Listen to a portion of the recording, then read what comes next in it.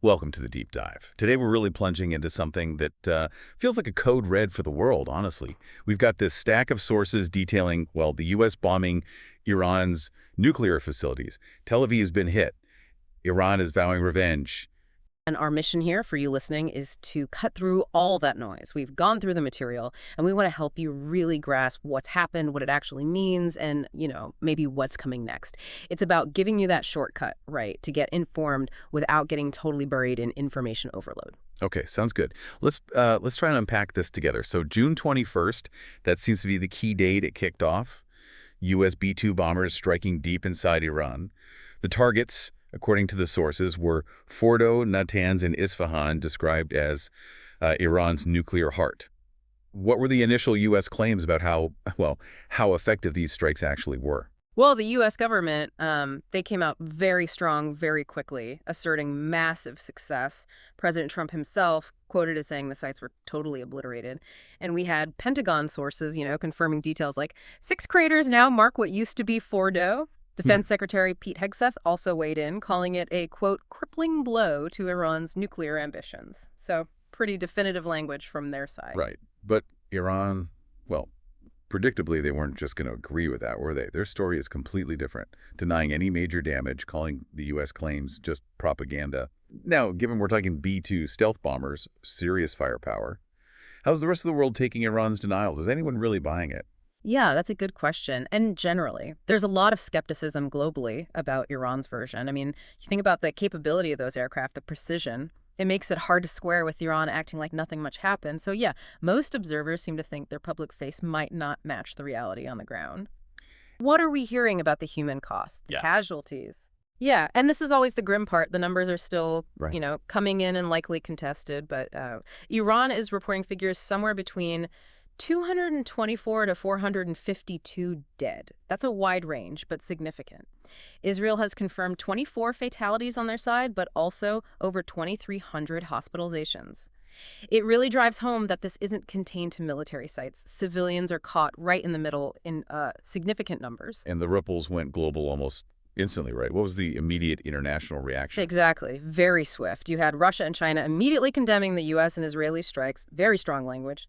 And Iran, they demanded an emergency session of the UN Security Council straight away. Okay, so diplomatic condemnation. What about economically? Any immediate impacts there? Oh, absolutely. The markets reacted instantly. Brent crude oil, the benchmark, it surged, jumped up to $76.37 a barrel. That happened because the strikes reportedly hit some Iranian energy infrastructure as well. It just shows how interconnected this all is, right? Regional conflict immediately hits global energy prices, which affects, well, everyone. Okay, then scenario 2, this one's rated moderate chance, escalation to a full-blown regional war. The trigger here, the sources suggest, could be Iran deciding to target U.S. assets directly, bases in the region, maybe ships. If that happens, America could get drawn in fully. And then you have the nightmare scenario. The Strait of Hormuz potentially becoming a war zone. That's, what, a third of the world's seaborne oil? Shutting that down, even partially, could absolutely drag other global powers in. That's a really frightening possibility. Very scary. Okay, scenario 3. Any chance for diplomacy? It's rated low to moderate, I see. This would need some kind of breakthrough, maybe mediated by Qatar or Oman. Iran pauses enrichment, gets some sanctions relief in return.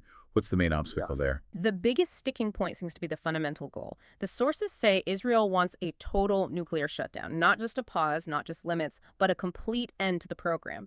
Iran is extremely unlikely to agree to that, especially under duress. So bridging that gap, that's a really, really big ask. It requires a major concession from one side or the other, which seems unlikely right now. And the final one, scenario 4, regime change in Iran. Experts give this a low chance. The thinking is, civil unrest is growing. The sources mention that. And these strikes have hit sensitive sites, energy, maybe even leadership compounds. It could destabilize the regime. But there's a huge caveat here. Even if the current regime did collapse, what comes next? It could be chaos, fragmentation, or potentially an even harder line faction taking over. So regime change isn't necessarily a path to stability. It could actually be even worse. Okay, so those are the potential paths. Stepping back then, what does this all actually mean for us, for you listening? It's clearly more than just bombs and borders, isn't it? It's hitting oil markets, shaking up alliances, the whole nuclear balance question, and of course the impact on civilian lives. What else are we seeing in terms of, say, rhetoric or politics? Well, the rhetoric is definitely heating up. Iran is quoted vowing irreparable damage if the U.S. strikes again. Very defiant. And politically, it's complex for President Trump, too. The sources note he's riding high on his base with this action. But, interestingly, polls apparently show 53% of his own voters oppose war. So there's a potential disconnect there between the base enthusiasm for decisive action and a broader reluctance for full-scale conflict. That's a tricky line for any leader to walk. And internationally, you mentioned the UN Security Council meeting, but it sounds like diplomacy is stalled. Sources mentioned European peace talks in Geneva failed. The UN is stuck in gridlock. It really paints a picture of diplomatic paralysis, doesn't it? Yeah. Like everyone's just holding their breath. That's exactly it. Paralysis is a good word. The traditional channels for calming things down, they don't seem to be working right now, which leaves the situation incredibly fragile, highly dependent on the decisions made in Washington, Tehran, and Tel Aviv in the coming days and weeks. Yeah, after digging through all this, we're left at this critical point. What do you think comes next? Another airstrike before the deadline, maybe a major cyber offensive? Or is there still a chance, however slim, for that, miracle handshake, maybe across a table in Oman somewhere? It's hard to see right now. The clock is definitely ticking, and the stakes, well, they couldn't feel higher. Is this situation heading towards some kind of uneasy peace? Or are we looking at the brink of something truly catastrophic, maybe even World War III? It's a heavy question and something we really encourage you, our listeners, to keep thinking about and stay engaged with as these events unfold.